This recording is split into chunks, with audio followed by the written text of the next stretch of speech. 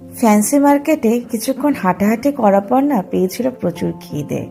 আর street food হিসাবে তো আমার নাম সবার আগে, ফুডি হিসাবে একদিকে, একদিকে স্ট্রিট ফুড লাভার হিসাবে। তাই এখানে সঙ্গে সঙ্গে দেখলাম প্রচুর রয়েছে মোমো স্টল। আর মোমো ফুচকা বাদ দিয়ে স্ট্রিট ফুড কিন্তু আমি কল্পনাই করতে পারি না। কিন্তু সত্যি কথা বলতে গেলে এখানকার কিন্তু 6 পিস মোমোর দাম ছিল 80 টাকা। আর ভেতরে কিন্তু নামমাত্র চিকেনের স্টাফিং ছিল। জানি না, লোকে কিন্তু প্রচুর খাচ্ছিল। আর মেয়োনিজ আর ঝাল চাটনি দিয়ে ডুবিয়ে ডুবিয়ে খেতে ভালো লাগলেও এরকম কিন্তু কলকাতার মোমোর মতো এর মধ্যে কোনো টেস্টই পাবে না। হয়তো লোকেরা এই রকম খাবার খেয়ে অভ্যস্ত, কিন্তু আমরা কলকাতায় যেরকম ভ্যারাইটি খাবার খাই, সেই মোমোর ভ্যারাইটিও কিন্তু কলকাতায় নানা রকম হয়। কিন্তু এখানে এসে না হতাশ হলাম এই মোমো খাবারটা খেয়ে। তাই কি?